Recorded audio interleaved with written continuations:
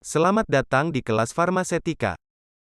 Pada pertemuan ini, kita sharing tentang penggunaan media kontras pada tindakan radiologi. Syarat yang harus dipenuhi media kontras: 1. Media kontras tidak menimbulkan iritasi. 2. Kekentalan media kontras mudah mengikuti aliran darah. 3. Daya kelarutan tinggi dan mudah bercampur. 4. Cepat diserap di dalam tubuh. 5. Mempunyai nilai berat atom yang besar. 6. Sebagai physiological test. 7. Mudah dipakai pada pemeriksaan radiologi. Faktor yang diperhatikan dalam penggunaan media kontras: 1. Osmolality atau daya larut media kontras. 2. Viskositas atau kekentalan. 3. Toksitas atau racun dan tingkat alergi. 4. Konsentrasi atau presentase berat ion dalam molekul. Selanjutnya ada organik, bahan dasarnya sodium, meglumin, digunakan pada pemeriksaan urologi dan angiografi pemakaian intravenus, macamnya silahkan dilihat pada slide ini. Yang kedua anorganik, pemakaiannya hanya melalui saluran rongga tidak disuntik, intravenus, jenisnya, potasium iodida dan sodium iodida, penggunaannya untuk retrograde pilografi atau disingkat RPG, sistografi, uretrografi, urektosistografi.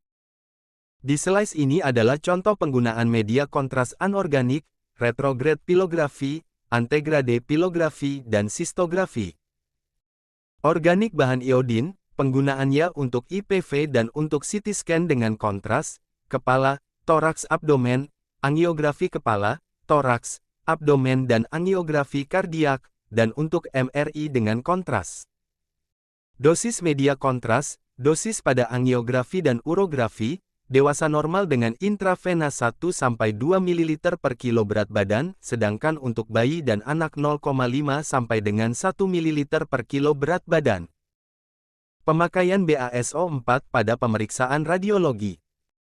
BASO4 digunakan untuk OMD, barium follow trough, barium enema, dan seterusnya. Untuk pasien oesopagus, suspensi perbandingan 1:1 air dan BASO4 dan dikatakan baik bila dituangkan cairan tersebut tidak putus-putus. Jumlah yang dibutuhkan kurang lebih 2-4 sendok makan diberikan sedikit demi sedikit.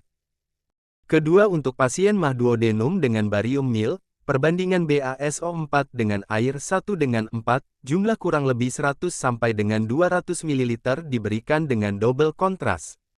Ketiga, untuk pasien follow-through perbandingan BASO4 dengan air 1:4, jumlah kebutuhan 200 ml dan ditunggu 30 menit, diberikan peroral sejumlah dosis dan diamati melalui fluoroskopi. Bila sudah mengisi seluruh usus, dilakukan pemotretan. Informasi yang perlu pre-injeksi media kontras antara lain, riwayat reaksi media kontras pemeriksaan sebelumnya, astma, renal problems, diabetes mellitus, metformin terapi, dan lain sebagainya. Reaksi yang terjadi pada penyuntikan media kontras dibedakan menjadi 3 bagian, yaitu 1. Reaksi toksik seperti pulmonar odema, perubahan sel darah merah, dan sebagainya. Kedua, reaksi alergi antara lain, gatal pada kulit, radang pada selaput mata, radang selaput lendir, bronkospasme, dan sebagainya. Terakhir, ada reaksi iodosinkratik dibagi menjadi 2 antara lain. 1. Anafilaksis, itu cepat dirasakan sesudah penyuntikan, efeknya bronkospasme, gatal pada kulit, abdominal kram, diare, dan kedua anafilaktoid, rasa sama dengan anafilaksis tetapi lama. Adapun kesimpulan, kenali pasien dengan resiko tinggi. Pada pasien resiko tinggi media kontras, 1.